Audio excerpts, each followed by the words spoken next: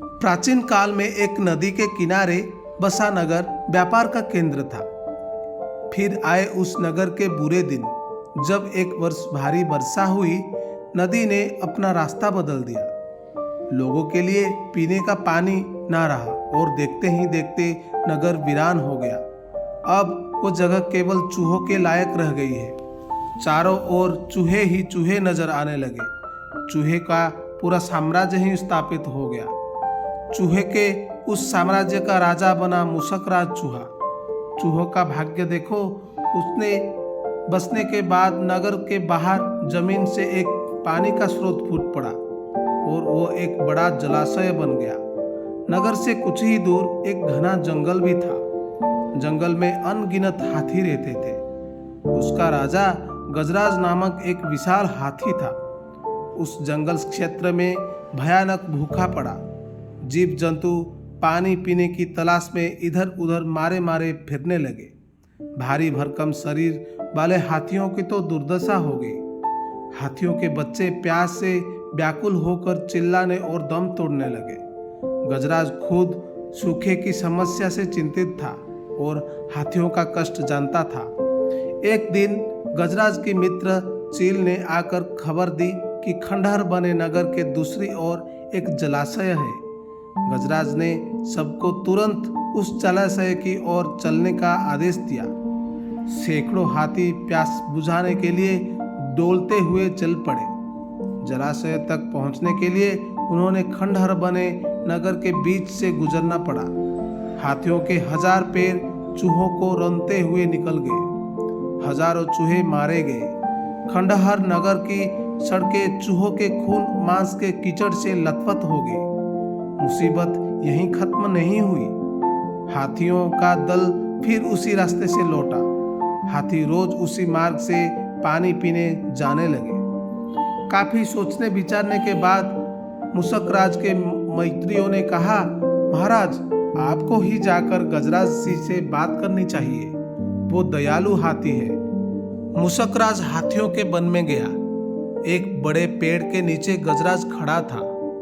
मुसकराज उसके सामने के बड़े पत्थर के ऊपर चढ़ गया और गजराज को नमस्कार करके बोला, गजराज को मुसकराज का नमस्कार। हे महान हाथी, एक निवेदन करना चाहता हूँ। आवाज़ गजराज के कानों तक नहीं पहुँच रही थी। दयालु गजराज उसकी बात सुनने के लिए नीचे बैठ गया और अपना एक कान पत्थर पर चढ़े मुसकराज के निकट ले जाकर बोला, नन्हे मियाँ, आप कुछ कह रहे थे, कृपया फिर से कहिए। मुसकराज बोला, हे गजराज, मुझे चूहा कहते हैं। हम बड़ी संख्या में खंडहर बनी नगरी में रहते हैं। मैं उनका मुसकराज हूँ। आपके हाथी रोज जलाशय तक जाने के लिए नगरी के बीच से गुजरते हैं। हर बार उनके पैरों तले कुचले जाकर हजारों चूहे मरते हैं। यह मुसक संहार बंद ना हुआ तो हम नष्ट हो जाएंगे। गजराज ने दुख भरे स्वर से कहा, मुसकराज, आपकी बात सुन मुझे बहुत शोक हुआ। हमें ज्ञान ही नहीं था कि हम इतना अनर्थ कर रहे हैं। हम नया रास्ता ढूंढ लेंगे। मुसकराज कृतज्ञता भरे स्वर में बोला, गजराज, आपने मुझ जैसे छोटे जीव की बात ध्यान से सुनी। आपका धन्यवाद। गजराज, कभी हमारी जरूरत पड़े तो याद जरूर कीजिएगा। गजराज ने सोचा कि यह नन्हा सा जीव हमारा किस काम का आएगा, सो उसने केवल मुस्कुराकर मुसकराज को विदा दिया। कुछ दिन बाद पड़ोसी देश के राजा ने सेना को मजबूत बनाने के लिए उसने हाथी को शामिल करने का निर्णय लिया। राजा के लोग हाथी पकड़ने आए। जंगल में आकर वे चुपचाप कई प्रकार का जाल बिछाकर चले जाते हैं। सैकड़ों हाथी पकड़ लिए गए।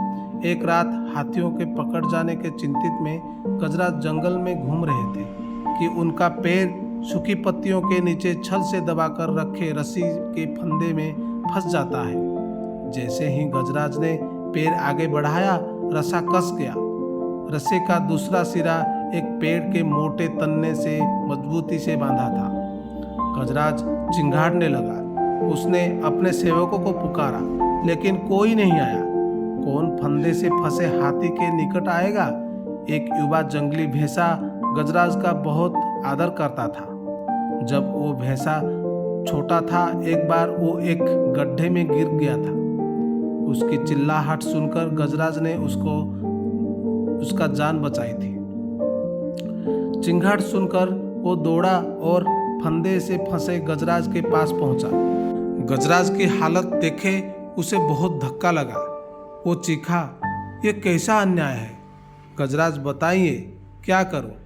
मैं आपको छुड़ाने के लिए अपनी जान भी दे सकता हूं। गजराज बोला, बेटा तुम बस दौड़कर खंडहर नगरी में जाओ और चूहों के राजा के मुसकराज को सारा हाल बताओ। उससे कहना कि मेरी सारी आस टूट चुकी है। भैंसा अपनी पूरी शक्ति से दौड़ कर मुसकराज के पास आ गया और सारी बात बताई। मुसकराज तुरंत अपने 20-30 सैनिकों के साथ भैंस के पीठ पर बैठा और सो शीघ्र ही गजराज के पास पहुंचते। चूहे भैंस की पीठ पर जैसे कूदकर फंदे की रस्सी कुतरने लगे, कुछ ही देर में फंदे की रस्सी कट गई और गजराज आज़ाद हो गया। सीख दोस्तों, इस कहानी से हमें यही सीख मिलती है कि आपसी सद्भाव और प्रेम सदा एक दूसरे के कष्टों को हर लेते हैं। तो ऐसी कहानी देखने के लिए हमारे चैनल को सब्सक्राइब करें, लाइक करें, कमेंट करें। तब तक खुश रहे, मस्त रहे। जय हिंद।